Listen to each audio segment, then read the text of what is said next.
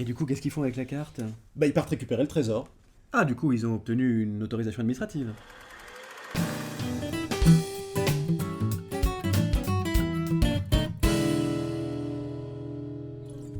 Et là, un homme vêtu d'un imperméable se présente devant les enfants et leur sort Non. « Et si, le contrat de cession de la maison !» et leur signifie qu'ils devront payer toutes leurs dettes sous 24 heures sous peine d'expulsion. Mais qui est cet homme?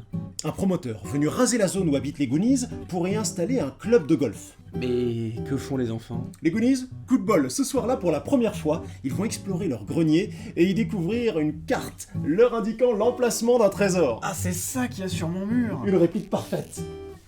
Et du coup, qu'est-ce qu'ils font avec la carte? Bah ils partent récupérer le trésor. Ah, du coup, ils ont obtenu une autorisation administrative. Une autorisation de qui? Bah, de la préfecture. Pour l'engagement des fouilles.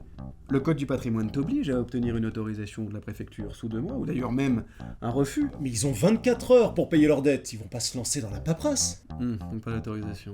Mais regarde cette carte, elle fourmille d'informations très utiles, comme le nom originel du pirate, Gail el Tuerto. Guigi el Tuerto. En espagnol.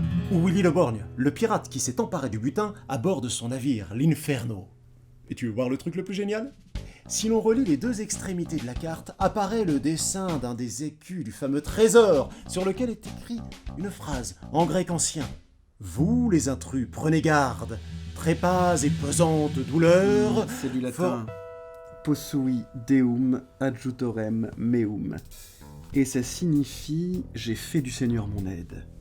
Si mes souvenirs sont bons, cette inscription figure sur les écus de Henri VII, Henri VIII et Élisabeth Ier, tous trois monarques de la dynastie des Tudors, ayant régné sur l'Angleterre au XVe et XVIe siècle.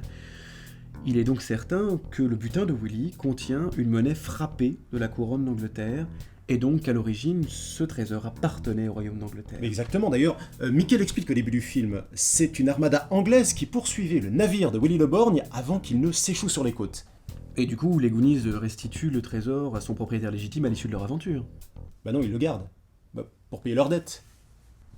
Attends, la carte indique 1632, ça fait 400 ans que ce tas d'or gît au fond d'une grotte.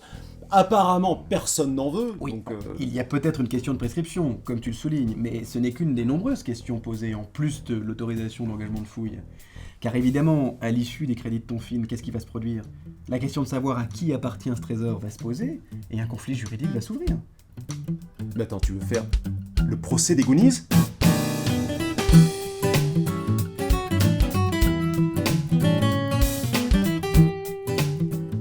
Tu serais prêt à mettre des gamins en prison, toi?